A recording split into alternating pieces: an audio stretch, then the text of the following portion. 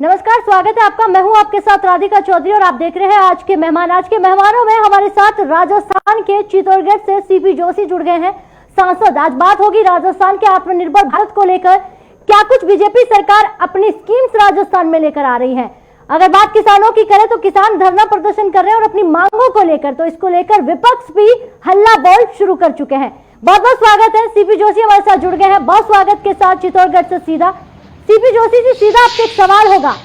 जो कांग्रेस सरकार की तरफ से, अगर हम किसानों की बात करें, किसान अपने मुद्दों को लेकर सड़कों पर उतर गई है, ऐसे में आप क्या कहेंगे? क्योंकि वो कह रही वो जायज नहीं है, वो अध्यादेश जो आप लेकर आ रहे हैं, जो सरकार लेकर आ रही है, उसके खिलाफ खड़ी है, लेकिन किसानों की फिर आवाज कौन सुनेगा? देखिए, जो अध्यादेश लाया है वो देश के किसानों के हित में है, और जो कुछ लोगों ने एक आधिपत्य जमा रखा था, उस आधिपत्य को खत्म करने का काम हो रहा है, और उसी की तकलीफ कांग्रेस पार्टी को है। डॉक्टर मनमोहन सिंह प्रधानमंत्री थे, उनके उसी समय जी। इसको, और ये कांग्रेस पार्टी के मैनिफेस्टो में था, ये नेशनल में था और पंजाब कांग्रेस पार्टी के मैनिफेस्टो में भी था कि हम सरकार में आए तो ये काम करेंगे। लेकिन चूंकि जनता ने इनको चुनकर नहीं भेजा, इसलिए देश भर में अगर किसान की फसल को देश का कोई भी व्यापारी खरीदना चाहता है और किसान को अच्छी रेट मिलती है, तो उसमें इन लोगों को क्या हर्ज है। इसलिए जानबूझकर इस देश में किसानों को भड़काने का काम कांग्रेस पार्टी कर रही है, जबकि हकीकत यह है कि बरसों से जो लोग, चुनिंदा लोग, किसानों के साथ शोषण होता आ रहा था, उससे मुक्ति मिला देने का कानून यह नरेंद्र मोदी जी की सरकार कल लेकर आई है।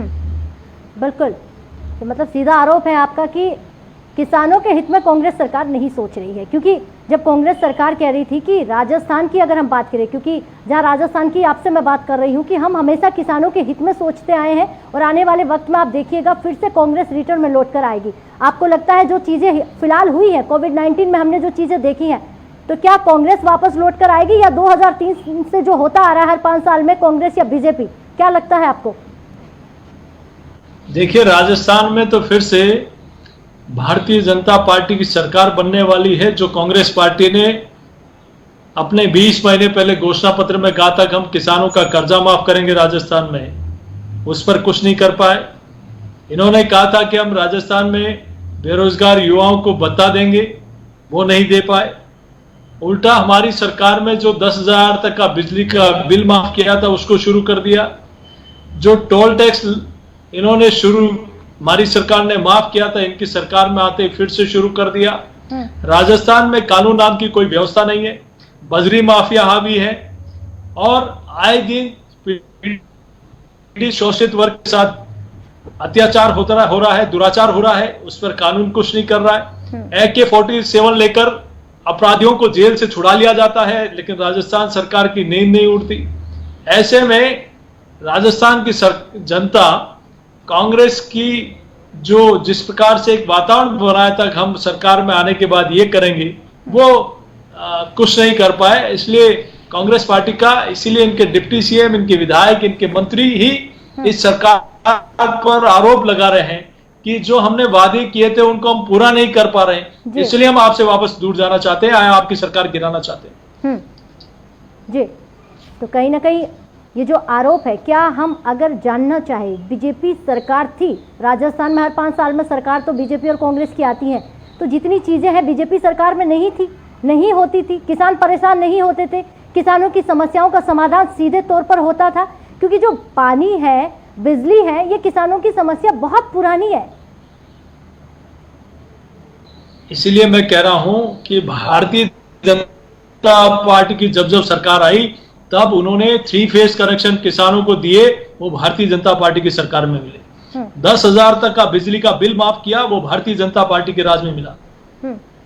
सेंट्रल गवर्नमेंट ने नए GSS बनाए, नीचे तक फीडर सेपरेशन का काम किया, और जितने भी BPL APL थे, हर घर में चाहे 4 मकान है तो भी वहां ले जाकर 4 झोपड़े हैं तो वहां भी बिजली का बल्ब लगाने तक का काम भारत सरकार ने किया। तो जब भारतीय जनता पार्टी कि सरकार ने जो इंफ्रास्ट्रक्चर बनाया है, उसके अलावा कांग्रेस पार्टी ने पिछले 20 महीने में कुछ नहीं किया।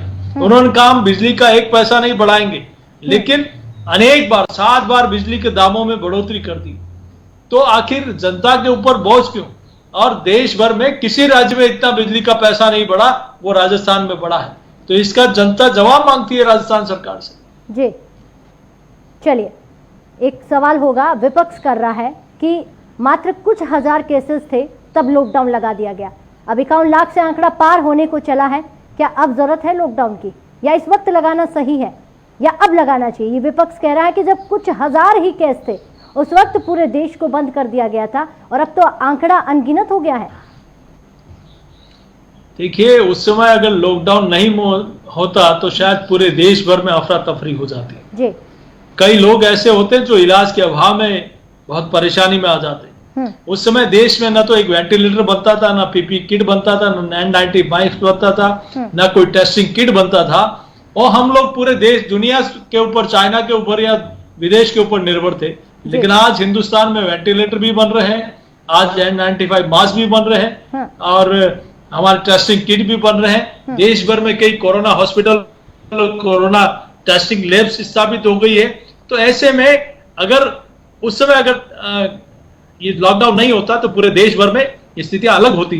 और आज हम सब लोगों को स्वास्थ्य के प्रति अवेयर रहना चाहिए। जिस प्रकार से हमारे डॉक्टर्स और भारत सरकार और राजस्थान सरकार अपनी गाइडलाइन देती है कि हम लोग इन चीजों के प्रति ध्यान रखना चाहिए, हमें 2 गज दूरी की पालना करनी चाहिए, हमें